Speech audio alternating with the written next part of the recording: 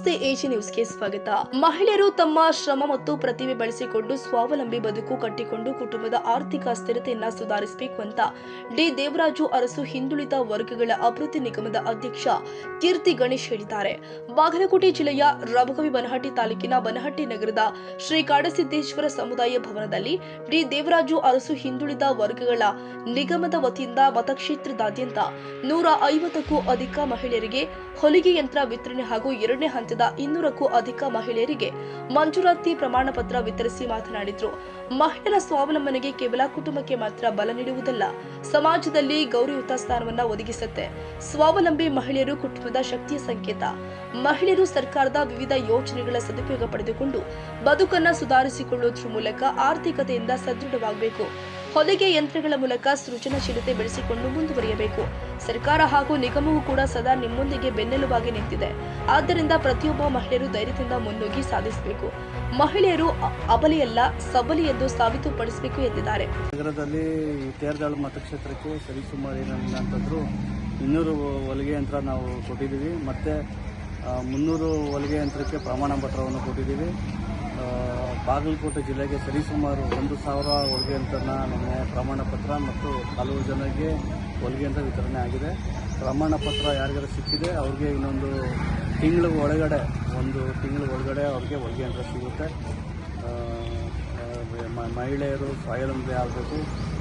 ನಾನು ಹೇಳ್ದಂಗೆ ನಿಮ್ಮೆಲ್ಲರಿಗೂ ಗೊತ್ತೇ ಇದೆ, ಹೆಣ್ಣು ಮಗು ಒಂದು ಕಲಿತರೆ ಶಾಲೆ ಒಂದು ತೆರೆದಂತೆ ಅಂತ, ಅದೇ ರೀತಿಯಲ್ಲಿ ಹೆಣ್ಣು ಮಗು ಒಂದು ಸ್ವಾವಲಂಬಿ ಆದರೆ ಕಾರ್ಖಾನೆ ಒಂದು ತೆರೆದಂತೆ. ಹಾಗಾಗಿ ಎಲ್ಲ ಹೆಣ್ಣುಮಕ್ಕಳು ಸ್ವಾವಲಂಬಿ ಬದುಕಬೇಕು ಅಂತ ಹೇಳಿ ನಾವು ಹೊಲಿಗೆ ಅಂತ ಕೊಟ್ಟಿದ್ದೀವಿ. ಅವರೆಲ್ಲರಿಗೂ ಒಳ್ಳೆಯದಾಗಲಿ, ಶುಭವಾಗಲಿ ಅಂತ ನಾವು ಸ್ಕೀಮ್ದು ಎಲ್ಲನೂ ಮಾಹಿತಿ ಎಲ್ಲನೂ ಎಲ್ಲ ನಿಮ್ಮೆಲ್ಲರಿಗೂ ಆಲ್ರೆಡಿ ಗೊತ್ತಿದೆ. ಲೋನ್ ಆಗಿರ್ಬೋದು, ನೀರ ಸಾಲ ಆಗಿರ್ಬೋದು, ಲಿಂಗ ಕಲ್ಯಾಣ ಯೋಜನೆ ಆಗಿರ್ಬೋದು, ಇಂಥ ಯೋಜನೆಗಳೆಲ್ಲ ತಾವೆಲ್ಲ ಪಡ್ಕೊಬೇಕು, ತಾವೆಲ್ಲ ಸ್ವಾವಲಂಬಿ ಬದುಕನ್ನು ಬದುಕಬೇಕು ಅಂತ ಹೇಳಿ ತಮ್ಮೆಲ್ಲ ನಾನು ಹೇಳ್ತೀನಿ. ನಮಸ್ಕಾರ. ಇದೇ ಸಂದರ್ಭದಲ್ಲಿ ದಿವ್ಯ ಸಾನ್ನಿಧ್ಯವನ್ನ ಹಿರೇಮಠದ ಶ್ರೀ ಶರಣಬಸವ ಶಿವಾಚಾರ್ಯರು, ವೇದಿಕೆಯಲ್ಲಿ ಆನಂದ ಹಟ್ಟಿ, ಸಹಾಯಕ ನಿರ್ದೇಶಕ ಮಲ್ಲೇಶ್ ಬಿರಾದರ್, ಶಿವಲಿಂಗ ಟಿರಗಿ, ಗುರುರಾಜ ಕುಲಕರ್ಣಿ, ಮಾಲಾ ಬಾವಲತ್ತಿ, ಶೇಖರ ಹಕ್ಕಲದಡ್ಡಿ, ರವಿ ಬಾಡಗಿ ಸಿರಿ ಮತ್ತಿತರರು ಹಾಜರಿದ್ದರು.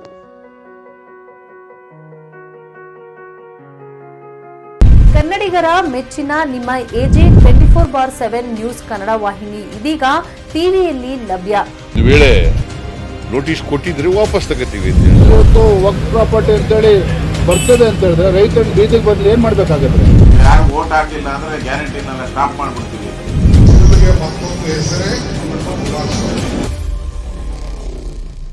ಕರ್ನಾಟಕ ಮತ್ತು ದೇಶ ವಿದೇಶ 360 ಡಿಗ್ರಿ ಸುದ್ದಿ ಹಾಗೂ ಉತ್ತರ ಕರ್ನಾಟಕ, ಬೆಳಗಾವಿ, ಬಾಗಲಕೋಟೆ, ಧಾರವಾಡ, ಹಾವೇರಿ, ಗದಗ, ಬಿಜಾಪುರ ಜಿಲ್ಲೆಯ ಕ್ಷಣ ಕ್ಷಣದ ವಿವರವನ್ನ ಪಡೆಯುವುದಕ್ಕೆ ಎಜೆ 24/7 ನ್ಯೂಸ್ ಕನ್ನಡ ವಾಹಿನಿಯನ್ನ ಲೈಕ್ ಮಾಡಿ, ವಿಡಿಯೋಗಳನ್ನ ಶೇರ್ ಮಾಡಿ, ಕಮೆಂಟ್ ಮಾಡುವ ಮೂಲಕ ನಮ್ಮ ವಾಹಿನಿಗೆ ಸಹಕಾರ ನೀಡಿ ಮತ್ತು ಚಾನೆಲ್ ಅನ್ನ ಸಬ್ಸ್ಕ್ರೈಬ್ ಮಾಡಿ.